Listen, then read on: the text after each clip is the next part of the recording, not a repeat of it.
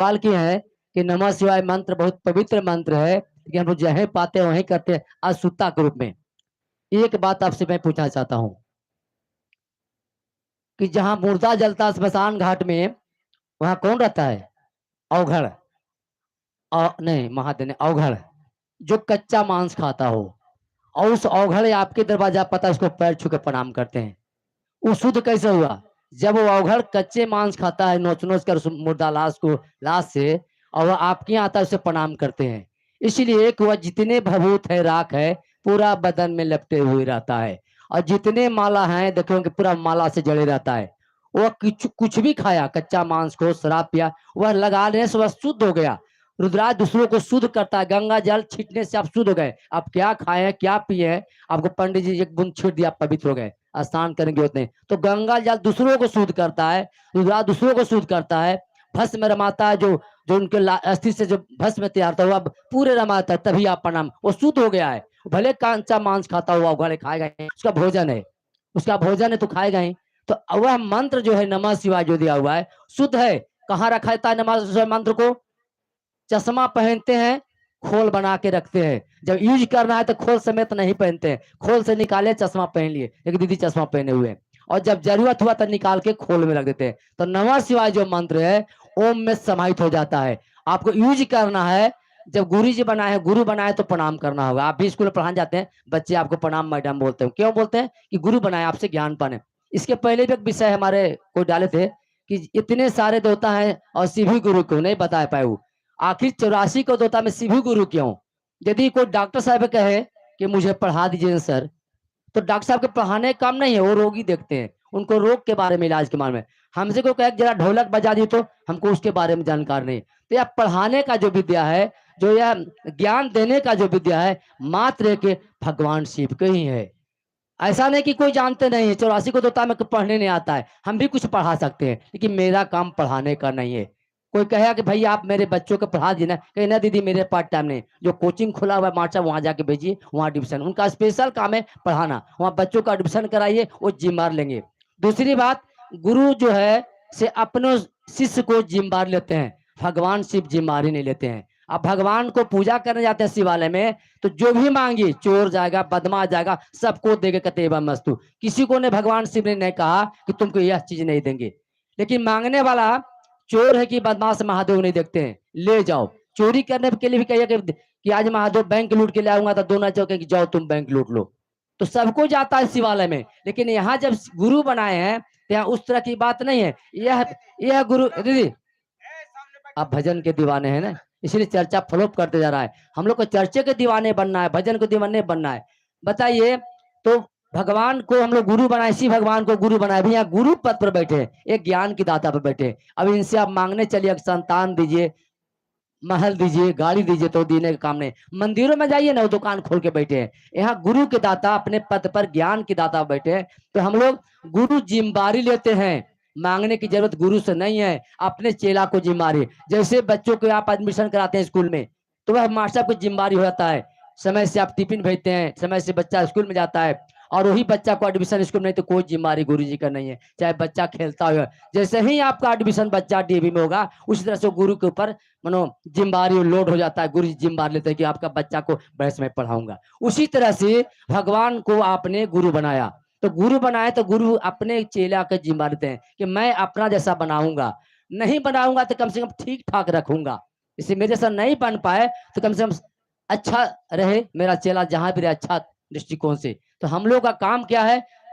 शिव, भगवान शिव को गुरु बनाए हैं। गुरु का आदेशित कर्म क्या है साहब? क्या बताएं कि जो दूसरों को तुम भी बताओ। जितना लोगों की आप जोड़ेंगे तभी परिणाम मिलेगा। कितना भजन गा लीजिए, उससे कोई मतलब नहीं है। साहब ने पहला पंक्ति में लिखा है शिक्षानुभूति में कि चर्चा करके चर्चैया बन जाओगे, भजन गा के भजनिया सिर्फ वशिष्ठ नहीं हो सकती। कारण भैया कहने का मतलब था कि भजन गाने में अच्छा आप हैं, चर्चा करने में अच्छा है, शिव शिष्य होने के लिए आपके अंदर जो उनका जब तक भाव नहीं आएगा, शिवत्व भाव, जो शिव के अंदर भाव है, गुण है, आपके अंदर धीरे धीरे प्रवेश करना चाहिए। पता चल जाए कि ये देखने से कि यह शिव गुरु बहाना है, यह गुरु भाई है। कैसे पता चलेगा कि यह गुरु बहाना है?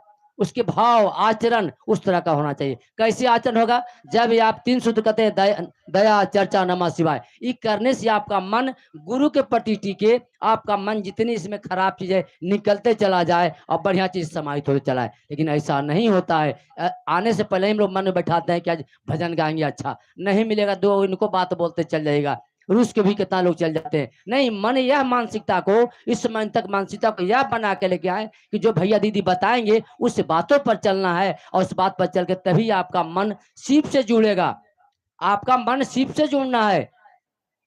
साहब ने कहा कि लोगों के अपने तक जोड़ के मत रखो, मुझे मुख्यालय तक पहुंचाओ। तो आपको शिव से जुड़ना है। शिव से जुड़ने के 3 सूत्र मिला है, दया चर्चा नमः शिवाय। तो यह नमः शिवाय मंत्र पछांचर मंत्र है, लेकिन अपने गुरु को प्रणाम करने के लिए कहा गया है। हम लोग को जाप करने, बहुत सारे गुरु जाप करते हैं, बहुत सारे गुरु माला लेके नमः शिवाय करते हैं। क्यों भाई? साहब तो नहीं कहा कि तुम बोल करना है। यानी संबंध मन बनाता है, रिश्ता मन स्थापित करता है। तो गुरु कौन बनाएगा? हमें आप गुरु नहीं बना सकते, कपड़े पैसे जेवर नहीं बना सकते।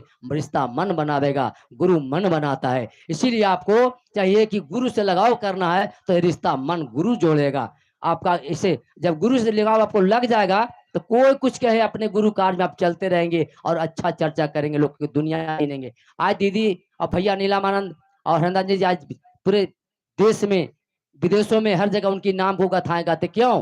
वो दूजा महादेव आज भी हैं। अभी बोले ना भैया कि शरीर केवल छोड़े हैं, आज भी उनकी उपस्थिति भैया दीदी के यहाँ है। क्यों है? आज भी चर्चा देखिए, जहां भी होता है कहीं चर्चा में दिक्कत नहीं। क्यों? वह भैया दी साक्षात दूजा महादेव थे। तभी तो जगत को समझा दिया, हर समझार को समझा दिया कि वह शिव गुरु हैं। किसी ने नहीं बताया। क्या रामायण पुराण में लिखा हुआ पहले नहीं था? कोई रामायण गीता नहीं पढ़ा, लेकिन यह बताने का हमारे साहब के यह समय आया तो लोगों के दिखा दिया कि शिव जगत गुरु है। तुम गुरु बनाकर ज्ञान पा सकते हो। ज्ञान सबके पास है। आप पूजा भी करते हैं, क्या पूजा से ज्ञान आता है? क्या फायदा पूजा से? हर काम के करने के पहले कुछ रिजल्ट है। आप पूजा करते हैं, अच्छी बात है, मैं पूजा का विरोध नहीं करता, उसमें अंदर एक आध पैसा गुण है। पूजा करके आए घर में, फिर वही कहानी, वही मन, वही शैतान का मन पूजा क्या सिखलाया आपको? पूजा भी सिखलाता है। आप स्कूल में पढ़ने आते हैं, बच्चा को भेजते हैं स्कूल में, डीएवी में, बच्चा अच्छा सा घर में व्यवहार ना करे तो तुरंत शिकायत पहुंचाते हैं कि मैडम के पास बोलेंगे बच्चा इस तरह से करता है, हरकत करता है। गुरु जी के तुरंत आप जिम्मेदारी भी लेते हैं कि मेरा बच्चा इस तरह से कर रहा है। तो आप शिष्य बनने चले हैं, तो आपको भी थोड़ा टैलेंट होगा कि मेरे गुरु का कोई आचरण खराब ना हो जाए, कोई शिकायत ना हो जाए। अपने गुरु की चर्चा। तो यह जो नमः शिवाय दीदी बहुत अच्छा सवाल की है कि नमः शिवाय मंत्र शुद्ध मंत्र है, उसको हम लोग प्रणाम करते हैं अपने गुरु का। जब गुरु बनाए तो प्रणाम करना है गुरु का। उसके बाद वह मंत्र को फिर प्रणाम करके मंत्र कहाँ चला जाता है? ओम में समाहित हो जाता है। ओम अपने आप में बहुत बड़ा मंत्र है। ओम छोटा मंत्र है, ओम ह्रीं क्लीं चंद्रभुज उससे बहुत बड़ा मंत्र है। नमः शिवाय से बहुत बड़ा मंत्र ओम है, लेकिन वह नमः शिवाय मंत्र पतंजलि महामंत्र है। उसको प्रणाम करने घड़ी निकालते हैं और फिर समाहित हो जाता है, ओम में चला जाता है। वह मंत्र का इतना बड़ा शक्ति है। यदि कोई बूढ़ा आदमी किसी का प्राण टूट रहा हो और खटिया पर रिया और प्राण नहीं टूटा, तो क्या करते हैं पंडित जी? बुला के मृत्युंजय जाप करा दो, चाहे तो प्राण टूट जाएगा या उसका आयु बढ़ जाएगा। होता है। किस चीज का जाप कराते हैं पंडित जी? नमः शिवाय का। जिस नमः शिवाय से अपने गुरु का प्रणाम करते हैं, उसी मंत्र को, नमः शिवाय को, चाहे 1000 मंत्र से करा दें, 5000 से मंत्र करा दें, उसका आयु बढ़ जाता है या प्राण टूट जाता है। यह सच्चाई वेदों में है और देखने को भी मिलता है।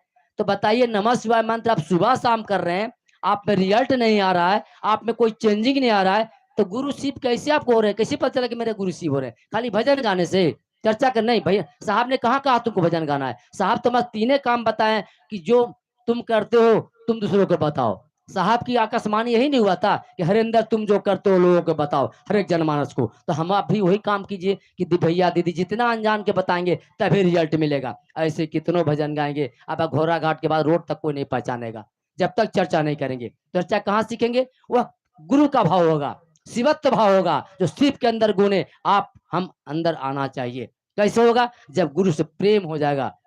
किसी से कोई सामान कैसे लेते हैं? प्रेम से, भाव से, दया से।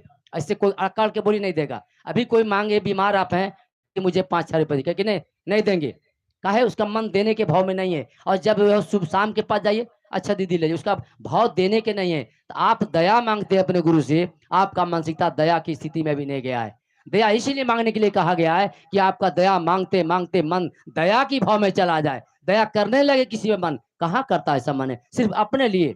इसीलिए साहब ने कहा कि नमः शिवाय बोल के नहीं करना है, केवल सोचना है मन में और सो जाना है, रात भर या सांस नमः शिवाय करेगा।